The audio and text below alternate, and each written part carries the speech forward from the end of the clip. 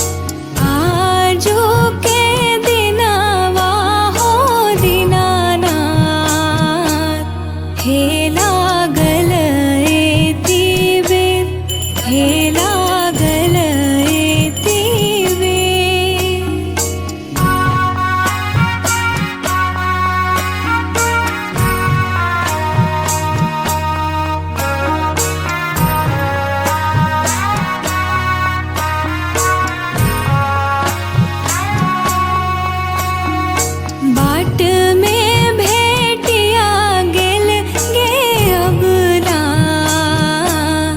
एकटा अन्हरा पुरुष, एकटा अन्हरा पुरुष। अखिया दियैते गे अबला, हे लागल एति बेर, हे लागल एति बेर।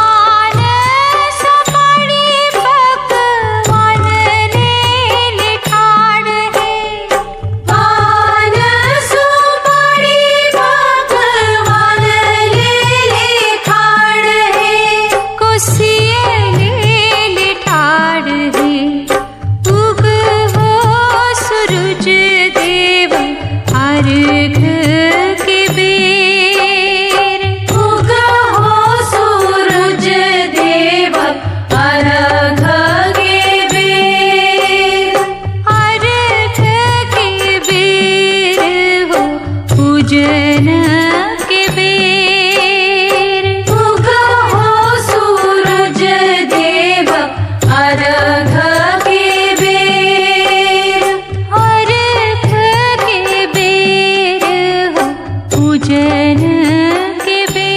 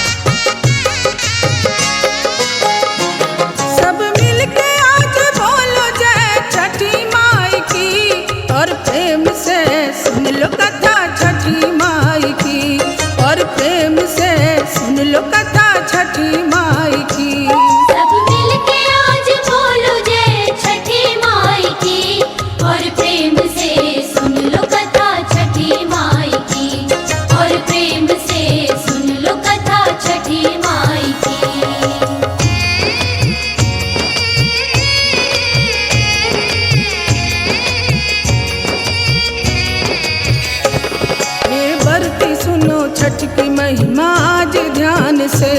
सतयुग में एक राजा थे शरियात नाम के, उनकी 1000 पत्नियां और बेटी एक थी। बेटी सुकन्या राजा की दुलारी नेक थी। एक बार राजा बन गए शिकार खेलने, कन्या भी चल पड़ी वही सखियों से खेलने। दीमक के बीच दिखी दो आंखें चमक भरी, कन्या की भूल रक्त बन नयन से झर पड़ी। कन्या की भूल रक्त बन नयन से झर पड़ी।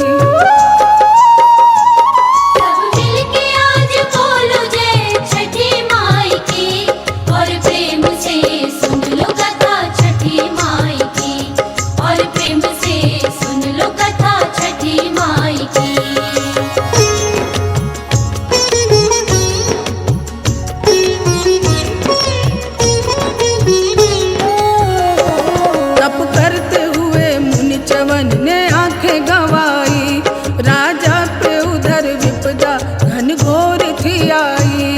घबरा के उन्होंने था पुरोहित को बुलाया, उसने विपत्ति आने का कारण ये बताया। राजन तुम्हारी कन्या ने अपराध है किया, तपसी च्यवन की आंख फोड़ अंधा कर दिया। शरियात राजा तब गए मुनिवर च्यवन के पास, वे मांगने लगे क्षमा कुछ लेके मन में आस। वे मांगने लगे क्षमा कुछ लेके मन में आस। सब मिलके आज बोलो जय छठी माई की, और प्रेम से सुन लो कथा छठी माई की, और प्रेम से सुन लो कथा छठी माई की।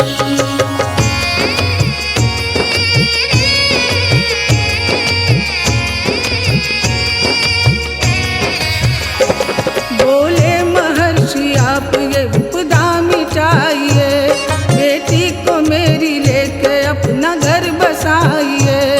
महलों का ठाट छोड़ सुकन्या ने किया त्याग, बूढ़े च्यवन को उसने लो बना लिया सुहाग। कार्तिक के महीने में जब छठ की तिथि आई, जल भरने को पुष्करनी तक सुकन्या आई। सन्यासिनी सुकन्या जब श्रम से क्षीण थी, एक नाग कन्या सूर्य की पूजा में लीन थी। एक नाग कन्या सूर्य की पूजा में लीन थी।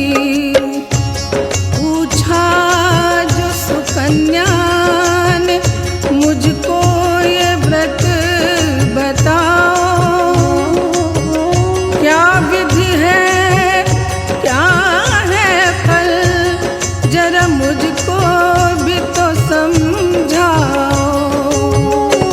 तब बोली नाग कन्या सूर्य षष्ठी व्रत है ये,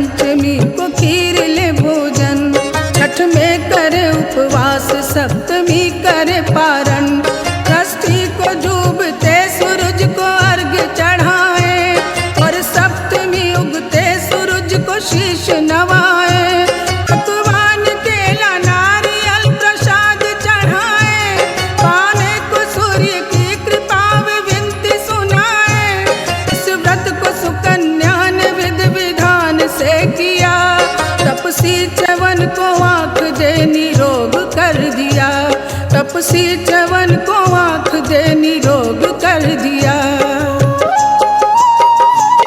सब मिलके आज बोलो जय छठी माई की, और प्रेम से सुन लो कथा छठी माई की, और प्रेम से सुन लो कथा छठी माई की, और प्रेम से सुन लो कथा छठी माई की, और प्रेम से सुन लो कथा छठी माई की, और प्रेम से सुन लो कथा छठी माई की।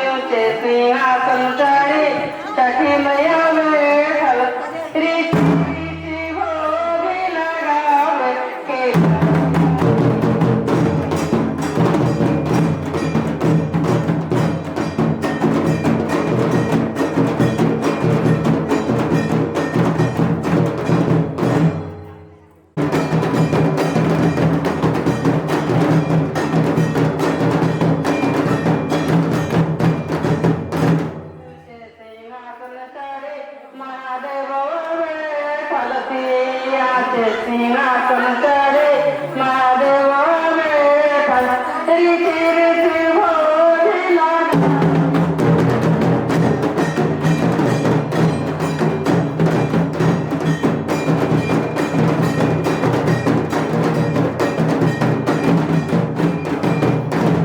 सिंहासन चढे कलिकामय हलतियाचे सिंहासन चढे गौवती लय बेटा रीती रीती भोजला